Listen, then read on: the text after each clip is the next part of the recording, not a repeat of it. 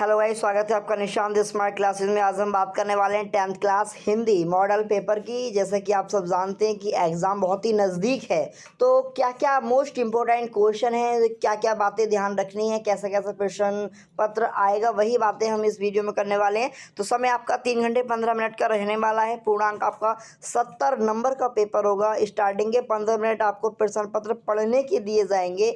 इसमें दो खंड हैं, आ और बा। जो खंड आ है वो आपका OMR सीट है, यानी खंड आ में क्या है, OMR सीट। आपके 20 नंबर के बहुविकल्पीय प्रश्न आ रहे हैं, जो कि आपको OMR सीट पर ही उसके आंसर भरने हैं गोले में। और बाकी का जो है वो आपका लिखित में होगा। चलिए बात करते हैं आगे बहुविकल्प पे आ। तो इस प्रकार से ये टोटल जो है वो 20 क्वेश्चन हैं, जो कि आपको OMR सीट पर भरने हैं। अगर आपने प्रैक्टिस नहीं करी है तो प्रैक्टिस आपने और उसे करने के बाद ही एग्ज़ाम देने जाएं, ताकि वहाँ आपको दिक्कत ना पड़े। तो इस प्रकार से ये 20 क्वेश्चन आएंगे। उसके बाद में जो आपका खंड बा होगा, उसमें आप सबसे पहले निम्नलिखित गद्यांश पर आधारित 3 प्रश्नों के उत्तर दीजिए।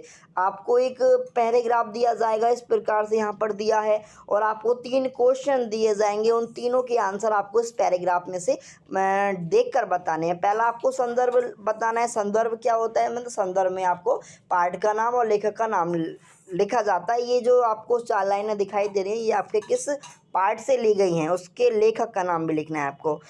तो इसमें 2 आएंगे, अथवा में 1 करना है आपको। आगे सेकंड क्वेश्चन में पद्यांश है, यानी एक गद्यांश और एक पद्यांश आएगा। ठीक, इसमें भी इसी प्रकार से है, आपको संदर्भ सहित व्याख्या करनी है, मतलब क्वेश्चन छांटने हैं।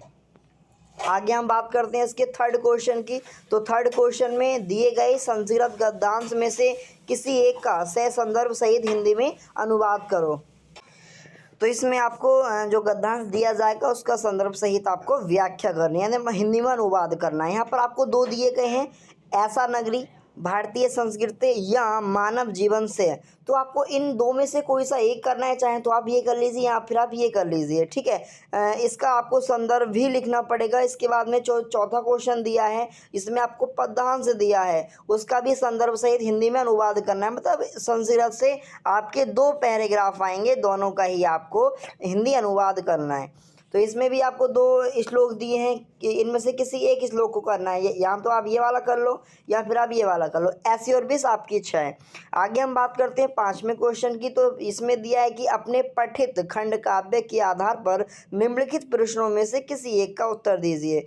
तो आपको जो आपके सिलेबस में है उसी का आपको आंसर देना है। अगर मुक्ति यज्ञ है तो आप मुक्ति यज्ञ के बारे में गांधी जी का चरित्र चित्रण बताइएगा।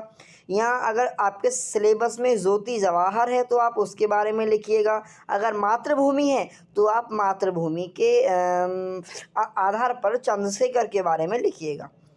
चलिए आगे बात करते हैं हम छठे का। तो छठे क्वेश्चन में दिया गया है, दिए गए लेखकों में से किसी एक का जीवन परिचय लिखते हुए उनकी एक प्रमुख रचना का उल्लेख कीजिए। देखिए यहाँ पर जीवन परिचय दिया है, तो अगर जीवन परिचय लिख के आएगा तो आपको जीवन परिचय देना है। और अगर साहित्यिक परिचय वैसे तो आता नहीं है, बाई चांस कहीं पूछ लेता है तो आपको उसी का आंसर देना है। तो यहाँ पर ये तीनों जो दिए हैं, डॉक्टर राजेंद्र प्रसाद, जयशंकर प्रसाद और आचार्य रामचंद्र शुक्ल, तीनों ही अपने आप में मोस्ट इम्पोर्टेंट हैं। इनमें से 100% आपको सेम ही लिखा हुआ मिलेगा वहाँ पर, तो आपको तीनों ही याद करने हैं, कुछ भी नहीं छोड़ना है। आगे हम बात करते हैं इसके 6 के खामे। इसमें एक कवि का करना है आपको। गोस्वामी तुलसीदास हैं, सुमित्रानंदन पंत है, महाकवि सूरदास हैं। तो आपको इन तीनों में से कोई एक करना है, परंतु अभी आपको तीनों याद करने हैं। एग्ज़ाम में भी आपका इसमें से 100% आएगा। आगे हम बात कर लेते हैं अपनी जो 7वां प्रश्न दिया है अपनी पाठ्य पुस्तक में से कंठस्थ कोई एक श्लोक लिखिए जो इस प्रश्न पत्र में ना आया हो। मतलब कोई एक ऐसा श्लोक जो इस प्रश्न पत्र में ना हो, वो आपको लिखना है। ठीक है, आगे 8वां क्वेश्चन में निम्नलिखित में से किन्हीं 2 प्रश्नों का उत्तर संस्कृत में दीजिए। आपके सामने यहाँ पर 4 क्वेश्चन दिए गए हैं, इन चारों में से कोई से आपको 2 करने हैं, कोई से भी 2 कर दिए जो आपको याद हो। आगे हम 9वें क्वेश्चन की बात करते हैं। तो निम्नलिखित में से किसी एक विषय पर निबंध लिखिए। तो यहाँ पर आपको 4 दिए हैं, 4 में से किसी एक पर निबंध लिखना है। या तो आप पर्यावरण पर लिख दीजिए, या आप आतंकवाद पर लिख दो, या फिर जनसंख्या पर लिख दो, या फिर नारी शक्ति पर लिख दो। ऐसी और भी जो आपको इजी लगे वही करना।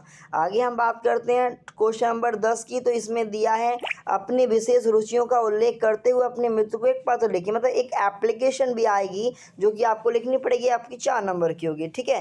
तो जो आपको सबसे ज़्यादा मतलब जो आपको अच्छे से आता है वो आप पहले कीजिएगा, और जो आपसे ज़्यादा नहीं आता वो आप बाद में कीजिएगा। बाकी इस जो आपको मॉडल पेपर दिया है इसकी आप पूरी तैयारी के बाद ही पेपर देने जाना, बहुत कुछ इसमें से आएगा। बाकी मिलते हैं फिर नेक्स्ट वीडियो में। Thanks for watching.